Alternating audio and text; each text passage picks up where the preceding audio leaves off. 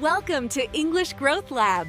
I am so glad you are here to start improving your language skills with us. Hello everyone, and welcome back to the English Growth Lab. I am Paula. Today we are slowing down to talk about something that grounds us, a daily routine. It is a way to find peace in chaos. And I am Michael. While Paula seeks peace, I seek performance. A routine is not just about comfort, it is a strategic tool. Today, we will analyze how structuring your day creates the perfect environment for success. It really is like a safety net. When you wake up knowing exactly what to do, anxiety disappears. You do not have to worry about the unknown because you have already created a path for yourself. Exactly. You are removing variables. If you leave your day to chance, you will waste energy making trivial decisions. A routine automates the basics, so your brain can focus on complex tasks, like learning English grammar. I think of it as self-care. When you give yourself a routine, you are telling yourself that your time matters. You are carving out a space to grow away from the demands of other people.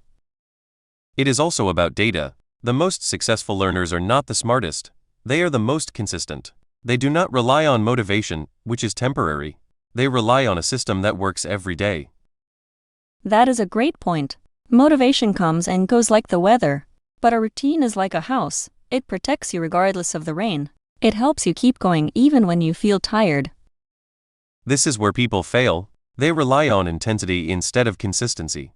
To clarify, consistency is the quality of always behaving or performing in a similar way. You must show up every single day. I love that definition. Consistency is about being a steady friend to yourself. You don't have to be perfect. You just have to be present. Even 5 minutes of English a day is better than 0. Mathematically, that is correct. Small efforts compound over time. However, the biggest barrier to this consistency is usually our own behavior. We often delay starting because we are afraid the work will be too difficult. We certainly do.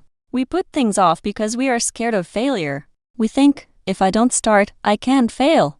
But a routine gently nudges us to begin without overthinking the outcome. That delay is the enemy. We call it procrastination, which is the action of delaying or postponing something. It is illogical because the task does not disappear, it just becomes more stressful the longer you wait. Procrastination is such a heavy burden to carry. But when you have a set time, say, 8 and you don't have to decide when to start. The clock decides for you, and that is very freeing. Correct. The routine acts as a trigger. Once you begin the first task, the second task becomes easier. You are essentially building a chain of productive actions that pulls you through the rest of the day. It is like pushing a heavy ball. The first push is the hardest, but once it is rolling, it feels effortless. You just have to get past those first few minutes of resistance to feel good. That initial push creates momentum. In physics, momentum is the quantity of motion of a moving body.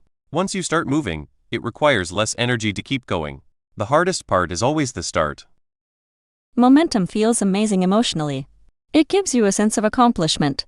When you finish your English practice early in the morning, you carry that pride with you for the rest of the entire day. Which brings us to timing.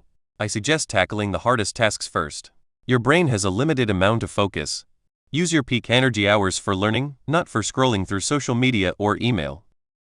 I agree, but listen to your body too. If you are a night owl, maybe your routine happens in the evening. The important thing is that you treat that time as a sacred appointment. Adaptability is fine, provided the work gets done. But do not make the routine too complex.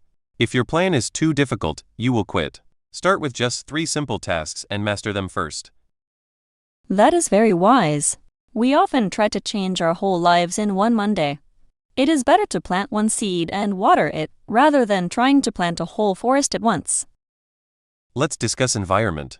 Your routine should include preparing your space. If you want to study English, leave your book open on your desk.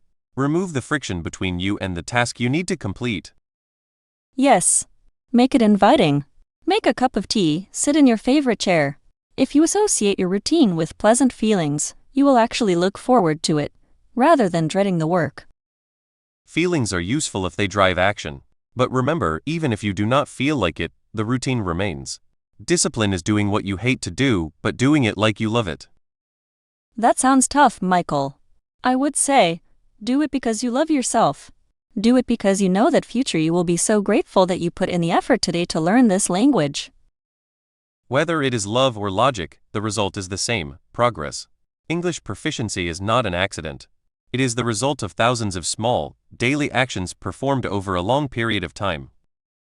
So, to our listeners, please do not be afraid of the word routine. It is not a cage. It is actually a ladder that helps you climb out of confusion and toward your dreams. A ladder is a perfect analogy. You cannot jump to the top, you must climb rung by rung. Your daily routine is that climb. Do not skip steps and do not stop moving upward. And if you fall, just get back up. Tomorrow is a new day with a fresh start. Be kind to yourself, reset your routine, and try again. You are doing better than you think. Analyze why you fell, correct the error, and restart. Simplicity and repetition are your best friends.